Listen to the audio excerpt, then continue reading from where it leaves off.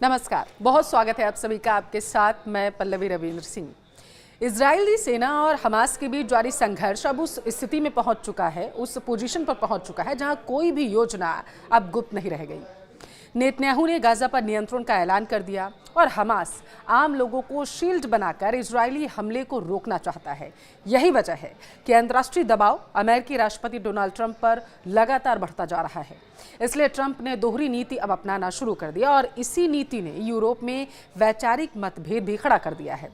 तो अब सवाल अगले एक्शन का है कि वो आखिर क्या होने वाला है। गाजा का अंतिम दक्षिणी सिरा राफा है, जो फिलिस्तीनियों के पलायन तक जिंदा रहने की आखिरी उम्मीद वाला शहर माना जाता है। लेकिन ये शहर अब जमींदोज होने की कगार पर पहुंच चुका है।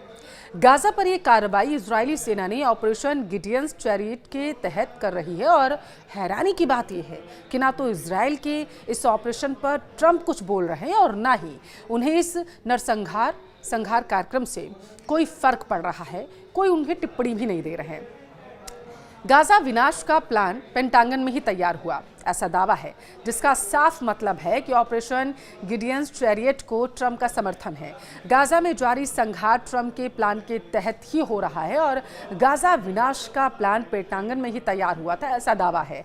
हालांकि इसे प्रमाणित नहीं किया जा सकता है, क्योंकि विश्व समुदाय की नज़र अब गाजा की तरफ पूरी तरीके से घूम चुकी है, जिसके बाद ट्रंप ने इस कार्रवाई से खुद को अलग थलग करने का दिखावा करना भी अब शुरू कर दिया है। लेकिन दूसरी तरफ नेतन्याहू को गाजा की तबाही की खुली छूट भी दे दी गई है, जिसका सबूत है नेतन्याहू का बयान, जो लगातार सुर्खियों में बना हुआ है। इजरायल के पीएम बेंजामिन नेतन्याहू ने कहा है कि अंतर्राष्ट्रीय दबाव के बावजूद हम गाजा पर नियंत्रण लगातार बनाए रखेंगे, अपना नियंत्रण हम नहीं खोएंगे। इस स्थिति में गाजा पर खाद्यान्न का संकट जो है मंडराने लगेगा, इसलिए सहायता आपूर्ति पर लगी रोक उन्होंने कहा कि हम हटा रहे हैं और इस बयान के अनुरूप इजरायली कार्रवाई भी लगातार देखी जा रही है। ये रोकी गई सहायता जिसे शुरू किया जाना है, तो दूसरी तरफ इजरायली सेना ने गाजा पर विध्वंसक हमले भी जारी रखे हैं। उसने अपने हमलों को रोका नहीं है।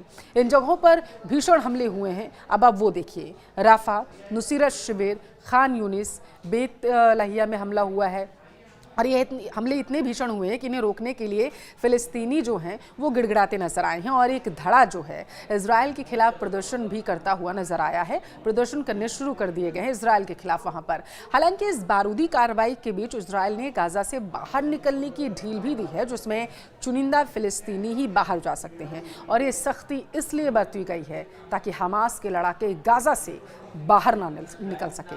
और इसी सख्ती ने यूरोप के कई देशों को भी इजरायल के खिलाफ खड़ा कर दिया है। दरअसल आप समझिए, ब्रिटेन, फ्रांस और कनाडा ने संयुक्त बयान जारी करते हुए कहा है कि अगर इजरायल गाजा पर नए हमले नहीं रोकता है, जिस तरीके से लगातार वो हमले कर रहा है, तो गाजा तक पहुंचने वाली सहायता पर प्रतिबंध नहीं हटाता है अगर वो, तो इजरायल के खिलाफ हमें कोई ठोस कार्रवाई करनी पड़ेगी। यानी अंतर्राष्ट्रीय समुदाय अब इस तरीके से भी इस मामले को देख रहा है। उधर उन्होंने कहा कि नेतन्याहू ने गाजा पर नियंत्रण के लिए कदम आगे बढ़ा दिया है, उन्हें रोक पाना अब किसी के वश में नहीं है। इसलिए गाजा में हर दिन पहले दिन से बड़ा हमला हो रहा है। गाजा में हर दिन औसतन 200 से ज़्यादा लोगों की जान जा रही है। हालांकि इस संघार को ट्रंप जो हैं वो टाल सकते हैं, ऐसा भी दावा है, लेकिन ट्रंप के प्लान के तहत जारी इस ऑपरेशन पर वो रोक नहीं लगाना चाहते हैं। हालांकि दूसरी तरफ विश्व बिरादरी के गुस्से के बाद उन्होंने सिर्फ एक कदम उठाया है, बस। ट्रंप ने किस तरीके से कदम उठाया उसे वो समझिए। अगले हफ्ते ट्रंप के प्रतिनिधियों का इजरायल दौरा जो है वो टाल दिया गया है। वहीं अल मवासी से लोगों को हटाने के आदेश भी उन्होंने दे दिए हैं। लेकिन हमास का हिमायती और अमेरिका का दुश्मन हूती ने मान लिया है कि यह हमले ट्रंप की रणनीति के तहत किए जा रहे हैं, इसलिए हूती ने भी धमकी दी है, जारी कर दी है धमकी। हूती ने कहा है कि गाजा के खिलाफ यहूदी दुश्मन की आक्रामकता लगातार बढ़ रही है। वो हर दिन नरसंहार कर रहा है और उसकी नाकेबंदी के दौरान भूखमरी की स्थिति वहां पर बन गई। इसलिए हूती ने हाइफा बंदरगाह पर नौसैनिक नाकेबंदी कर दी है। हाइफा या उसके रास्ते पर आने वाले जहाज़ों की कंपनियों को चेतावनी देते हुए कहा गया है कि अब वो एक सैन्य लक्ष्य हैं। यही नहीं, इजराइल की इरादे जाहिर होने के बाद ईरान ने भी अजरबैजान में सैन्य अभ्यास करना शुरू कर दिया और इस अभ्यास को अमेरिका के खिलाफ सैन्य कार्रवाई से पहले का अभ्यास माना जा रहा है। यानी इजराइल की कार्रवाई से एक तरफ ट्रंप और यूरोप के बीच लकीर खींचती हुई नजर आ रही है, तो दूसरी तरफ इजराइल ने फैसला कर लिया है कि अब गाजा वीरान रहेगा।